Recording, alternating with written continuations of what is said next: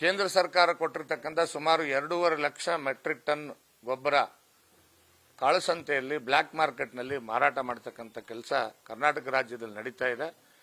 ಕೃಷಿ ಮಂತ್ರಿ, ಕೃಷಿ ಇಲಾಖೆ ಅಧಿಕಾರಿಗಳು ಮತ್ತು ರಾಜ್ಯ ಸರ್ಕಾರ ನೇರವಾಗಿ ಇದರಲ್ಲಿ ಶಾಮೀಲಾಗಿದ್ದಾರೆ. ಸಾವಿರಾರು ಕೋಟಿ ರೂಪಾಯಿ ಭ್ರಷ್ಟಾಚಾರ ಇದರಲ್ಲಿ ನಡೀತಾ ಇದೆ. ಅದನ್ನು ಖಂಡಿಸಿ ಭಾರತೀಯ ಜನತಾ ಪಕ್ಷ ಎಲ್ಲಿವರೆಗೆ ರೈತರಿಗೆ ಗೊಬ್ಬರ ಸಿಗೋದಿಲ್ಲ ಅಲ್ಲಿವರೆಗೆ ನಿರಂತರ ಹೋರಾಟ ಮಾಡತಕ್ಕಂಥ ಕೆಲಸ ನಾವೀಗಾಗಲೇ ಬೀದಿಗಿಳಿದು ಹೋರಾಟವನ್ನು ಪ್ರಾರಂಭ ಮಾಡಿದ್ದೇವೆ. ಈ ಸಂದರ್ಭದಲ್ಲಿ ಸಿದ್ದರಾಮಯ್ಯನವರಿಗೆ ಮಾನ ಮರ್ಯಾದೆ ಇದ್ದರೆ, ಈ ಸರ್ಕಾರಕ್ಕೆ ಏನಾದರೂ ಮಾನ ಮರ್ಯಾದೆ ಇದ್ದರೆ ಇವತ್ತೇನು ನಾಳೆಯಿಂದ ಕರೆದಿದ್ದೀರಲ್ಲ ನೀವು 1-to-1 ಮೀಟಿಂಗ್, ಸಿದ್ದರಾಮಯ್ಯನವರೇ ನಿಮ್ಮ ಕುರ್ಚಿ ಉಳಿಸ್ಕೊಳ್ಳೋದಕ್ಕೋಸ್ಕರ ಉಸ್ತುವಾರಿ ಮಂತ್ರಿಗಳು ಕಾಂಗ್ರೆಸ್ ಶಾಸಕರು 1-to-1 ಮೀಟಿಂಗ್ ಬೆಂಗಳೂರಿನಲ್ಲಿ ಕರೆಯೋದನ್ನ ನಿಲ್ಲಿಸಿ ಕಣ್ಣೀರಲ್ಲಿ ಕೈ ತೊಳಿತಾ ಇರ್ತಕ್ಕಂಥ ಕ್ಯೂನಲ್ಲಿ ನಿಂತಿರ್ತಕ್ಕಂಥ ಆ ರೈತನಿಗೆ, ಪ್ರತಿಯೊಬ್ಬ ರೈತನಿಗೆ ಎಷ್ಟು ಅವಶ್ಯಕತೆ ಇದೆ ಅಷ್ಟು ಗೊಬ್ಬರವನ್ನ ಕಾಳಸಂತೆಯಲ್ಲಿ ನೀವೇನು ಮುಚ್ಚಿಟ್ಟಿರ್ತಕ್ಕಂಥ ಗೊಬ್ಬರ ಏನಿದೆ ಅದನ್ನು ಹೊರಗೆ ತೆಗೆದು ನಮ್ಮ ರೈತನಿಗೆ ಅದನ್ನು ಹಂಚಿಕೆ ಮಾಡ್ತಕ್ಕಂಥ ಕೆಲಸ ಮಾಡೋದಕ್ಕೆ ಆದೇಶ ಮಾಡಬೇಕು. ಮತ್ತು ಎಲ್ಲ ಉಸ್ತುವಾರಿ ಸಚಿವರುಗಳು, ಎಲ್ಲ ಆಡಳಿತ ಪಕ್ಷದ ಶಾಸಕರುಗಳು ಕ್ಷೇತ್ರದಲ್ಲಿ ಜಿಲ್ಲೆಯಲ್ಲಿ ಇದ್ದು ಮುಂದಿನ 8-10 ದಿನ ರೈತನಿಗೆ ನ್ಯಾಯಯುತವಾಗಿ ಗೊಬ್ಬರ ಕೊಡಿಸೋದಕ್ಕೆ ಸಹಾಯ ಮಾಡಬೇಕು ಅಂತಕ್ಕಂಥ ಮಾತನ್ನು ಈ ಸಂದರ್ಭದಲ್ಲಿ ಹೇಳಲಿಕ್ಕೆ ಬಯಸ್ತೇನೆ. ನಾನು ಒಂದು ಮಾತು ಹೇಳಿಕ್ಕೆ ಬಯಸ್ತೇನೆ, Chaluvaraya Swamy is unfit to become the agriculture minister. ಅವರಿಗೆ ಕನಿಷ್ಠ ಕರ್ನಾಟಕದ ಭೌಗೋಳಿಕ ಪ್ರದೇಶದ ಕನಿಷ್ಠ ಜ್ಞಾನನೂ ಇಲ್ಲ. ಯಾವ ಭಾಗದಲ್ಲಿ ಯಾವ ಬೆಳೆ ಬೆಳೀತಾರೆ, ಯಾವ ಭಾಗದಲ್ಲಿ ಯಾವ ತಿಂಗಳಲ್ಲಿ ಹೆಚ್ಚಿಗೆ ಮಳೆ ಬರ್ತದೆ, ಯಾವ ಭಾಗದಲ್ಲಿ ಯೂರಿಯಾ ಗೊಬ್ಬರದ ಅವಶ್ಯಕತೆ ಇದೆ ಅಂತಕ್ಕಂಥ ಕನಿಷ್ಠ ಜ್ಞಾನ ಇಲ್ಲದೇನೆ ಕೇಂದ್ರ ಸರ್ಕಾರ ಕೊಟ್ಟಿರ್ತಕ್ಕಂಥ ಯೂರಿಯಾ ಗೊಬ್ಬರವನ್ನು ರಾಜ್ಯದ ಎಲ್ಲ ಜಿಲ್ಲೆಗಳಿಗೆ ಸರಿಸಮಾನವಾಗಿ ಶೇಖರಣೆ ಮಾಡೋದ್ರ ಮುಖಾಂತರ ಉತ್ತರ ಕರ್ನಾಟಕದ 10 ಜಿಲ್ಲೆಗಳಿಗೆ ಅತಿ ಹೆಚ್ಚು ಅವಶ್ಯಕವಾಗಿರ್ತಕ್ಕಂಥ ಯೂರಿಯಾ ಗೊಬ್ಬರವನ್ನು ಶೇಖರಣೆ ಮಾಡದೇ ಇರತಕ್ಕಂಥ ಒಬ್ಬ ಅಜ್ಞಾನಿ, ಅಥವಾ ನನಗೆ ಕೇಳಿದರೆ ಅವರಿಗೆ ಕೃಷಿ ಜ್ಞಾನವೇ ಇಲ್ಲದೆ ಇರತಕ್ಕಂಥ ಒಬ್ಬ ಮಂತ್ರಿ ಅಂತ ಹೇಳಲಿಕ್ಕೆ ನಾನು ಈ ಸಂದರ್ಭದಲ್ಲಿ ಬಯಸ್ತೇನೆ.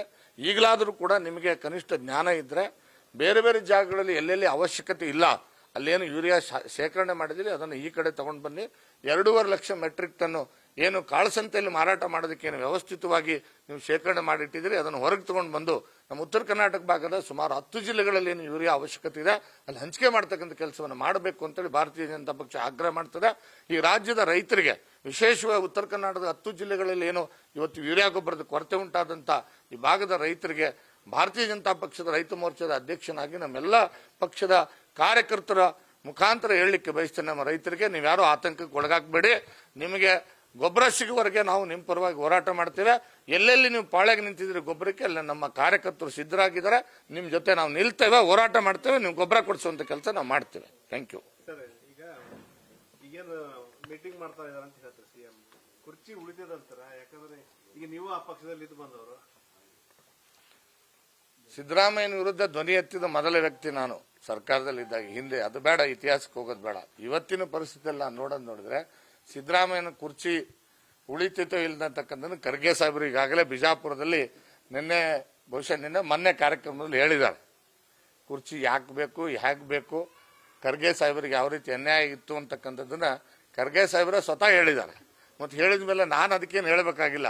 ಕುರ್ಚಿ ಅವ್ರದ್ದು ಉಳಿತೈತೋ ಇಲ್ವೋ ಅನ್ನೋದನ್ನ ಖರ್ಗೆ ಸಾಹೇಬರು ಹೇಳಬೇಕು, ಡಿ ಕೆ ಶಿವಕುಮಾರ್ ಹೇಳಬೇಕು, ನಾವಲ್ಲ. ಕಿತ್ತಾಟ ಅಂತೂ ಜೋರ ಇದಲ್ಲ, ಇಳಿತಾರೋ ಬಿಡ್ತಾರೋ ಅನ್ನೋದಕ್ಕಿಂತ ನನಗೆ ಅವ್ರ ಕುರ್ಚಿ ಕಿತ್ತಾಟದ ಚಿಂತೆಗಿಂತ ಭಾರತೀಯ ಜನತಾ ಪಕ್ಷಕ್ಕೆ, ಅದರಲ್ಲೂ ವಿಶೇಷವಾಗಿ ನನಗೆ ಚಿಂತೆ ಇರತಕ್ಕಂಥದ್ದು ನಮ್ಮ ರೈತನಿಗೆ ಯೂರಿಯಾ ಕೊಡಿಸ್ಬೇಕು ಅಂತಕ್ಕಂಥದ್ದು.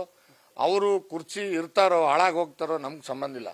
ನಮ್ಮ ರೈತ ಹಾಳಾಗಬಾರ್ದು, ನಮ್ಮ ರೈತನ ಬದುಕು ಹಾಳಾಗಬಾರ್ದು, ನಮ್ಮ ರೈತನ ಬೆಳೆ ಹಾಳಾಗಬಾರ್ದು. ಅದಕ್ಕೋಸ್ಕರ ನಮ್ಮ ಹೋರಾಟ, ಅದ್ರ ಬಗ್ಗೆ ನಮ್ಮ ಚಿಂತೆ. Thank you sir, thank you. News first, ನಿರ್ಭೀತಿಯಿಂದ ನಿಮ್ಮ ಪರವಾಗಿ.